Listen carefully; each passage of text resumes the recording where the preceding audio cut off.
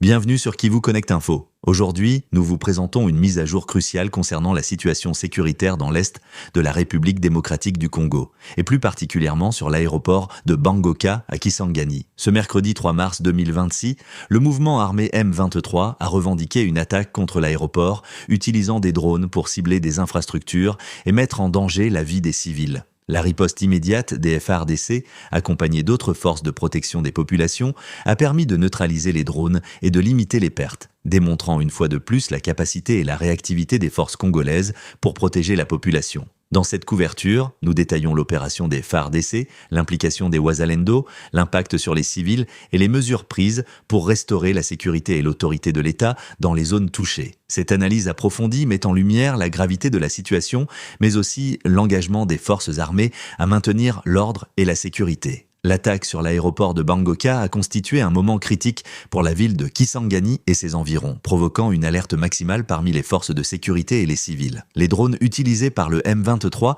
étaient destinés à semer la panique et à causer des pertes humaines, mais la réponse rapide des FARDC a permis de neutraliser ces menaces avant qu'elles n'atteignent leur cible. Les forces congolaises ont déployé des unités spécialisées et des systèmes anti-drones pour intercepter et détruire ces engins, assurant ainsi la protection des infrastructures vitales et la sécurité des populations. La coordination entre les différentes unités militaires et les groupes de défense civique a été essentielle pour contenir l'assaut et réduire le risque pour les habitants. L'engagement des Wazalendo dans la zone a également compliqué la situation, avec des éléments opérant dans plusieurs secteurs de Kisangani et provoquant des échanges de tirs intenses avec les FARDC. Malgré cela, la riposte militaire a été efficace, repoussant les assaillants et permettant un retour progressif à la normale dans les quartiers touchés. Les habitants, bien que pris au piège par l'attaque, ont trouvé refuge dans des lieux sûrs tels que les hôpitaux, les écoles et les bâtiments publics, tandis que les forces de sécurité sécurisaient les points stratégiques. Cette protection a été cruciale pour éviter des pertes civiles massives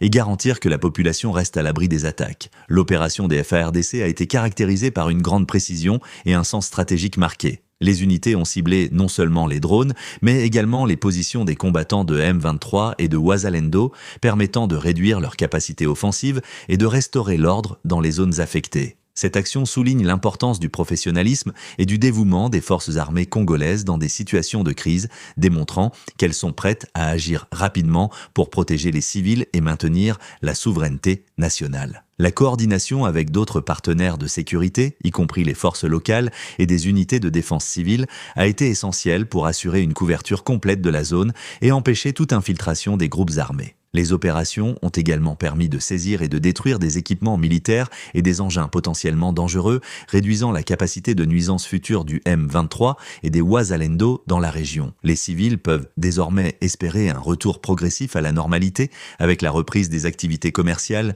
scolaires et sociales dans les quartiers affectés, tandis que les forces de sécurité maintiennent une présence dissuasive pour prévenir toute nouvelle attaque. Le message des FARDC est clair, protéger la population est une priorité absolue et toutes les mesures nécessaires seront prises pour neutraliser les menaces et restaurer la paix. L'opération met également en évidence la nécessité d'une vigilance continue, car les groupes armés peuvent tenter de nouvelles incursions et la coordination entre forces armées et civiles reste essentielle pour minimiser les risques. Les autorités locales et nationales continuent de soutenir les opérations militaires en fournissant des ressources et une logistique adaptée, assurant ainsi l'efficacité et la rapidité des interventions. La riposte des FARDC a été un exemple de professionnalisme et de préparation face à une menace bien organisée, renforçant la confiance de la population dans la capacité de l'État à protéger ses citoyens. Les implications humanitaires restent importantes et des efforts sont en cours pour fournir assistance et soutien aux civils affectés, en particulier aux familles déplacées ou ayant perdu des biens pendant les affrontements. La présence continue de Wazalendo dans certains quartiers a conduit à des patrouilles renforcées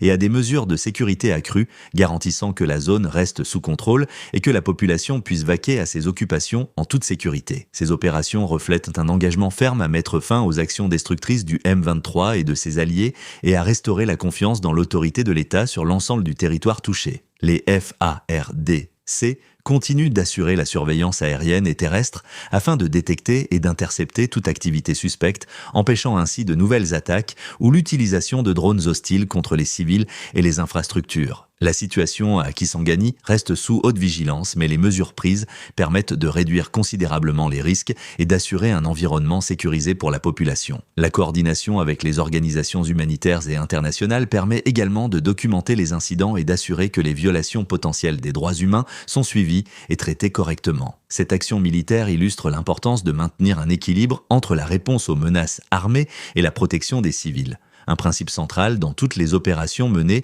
par les FARDC et leurs partenaires. Enfin, cette opération démontre que malgré la complexité et l'intensité des attaques, les FARDC et les forces partenaires sont déterminés à assurer la sécurité et la stabilité dans l'Est de la RDC, tout en protégeant la population et en réaffirmant la souveraineté de l'État. La riposte des FARDC à l'attaque du M23 sur l'aéroport de Bangoka est un exemple clair de professionnalisme, de détermination et de vigilance. La neutralisation des drones, le contrôle des assaillants et la protection des civils illustrent l'engagement des forces congolaises pour maintenir la sécurité et restaurer l'autorité de l'État. Nous invitons nos téléspectateurs à rester connectés à Kivu Connect Info, où nous continuerons à vous fournir des informations fiables et détaillées sur les opérations de sécurité, les mouvements des groupes armés et la situation humanitaire dans l'est de la RDC. Restez avec nous pour suivre de près cette situation cruciale et les actions en cours pour protéger les populations.